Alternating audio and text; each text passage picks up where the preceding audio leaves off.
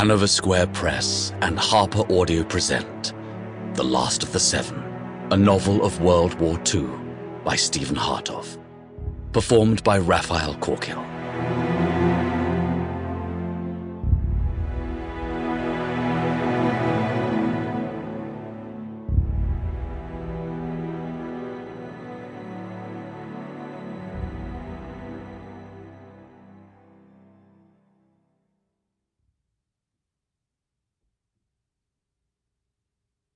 For Sergeant Shalom Kamin, BDE, and the boys of Company C, you were the best of us.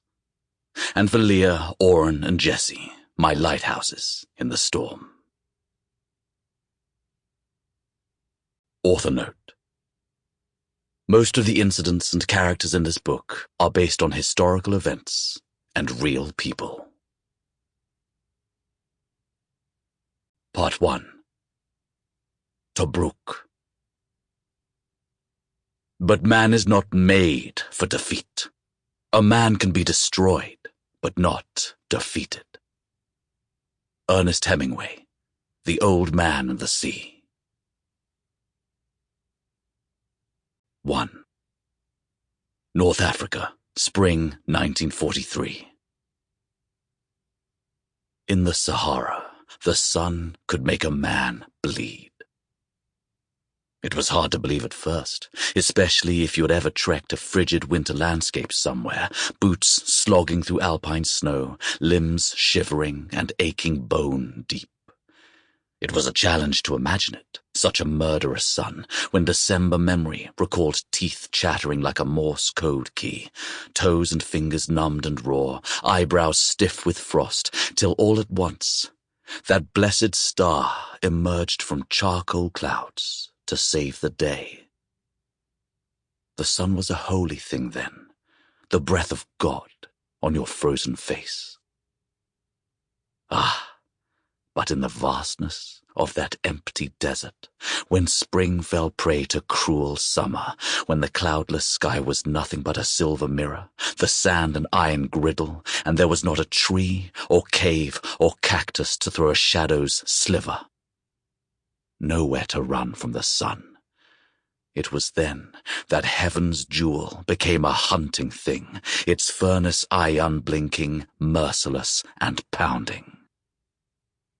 You could shade your skull with a cap, drape your blistered neck with burlap, but still you had to see your path as your squinting eyes filled with flies who'd found the only liquid in the land. The lancing light bounced off the dunes to slowly broil your face, lips turned plaster white and split, and the oils of your nose and cheeks fried patches there like poultry on a spit. And then the crow's feet wrinkles at the corner of your bleary vision turned to brittle parchment, until at last they cracked, and the most unnatural happened. The man across the dunes was weeping tears of brine and blood. But they were not of sorrow or self-pity, for all of his emotions had hollowed out so many weeks ago. They were simply the last vestiges of all the fluid he had left, squeezed from the ducts by that relentless sun. He was small there in the distance, and nearly weightless now, though from the way he moved it seemed he wore a yoke of iron. He was no more than an upthrust child's thumb against the umber sands, shimmering in the steaming light of the Fata Morgana, an illusion where horizon met the sky. He wore a Bedouin burnous, tight about his oily blonde curls and rough against his bristled jaw. His German staff sergeant's tunic was girded with white salt lines of evaporated sweat, a single bandolier of ammunition, and the lanyard of a camel-skin water bladder, now shriveled like an ancient scrotum. Nothing left.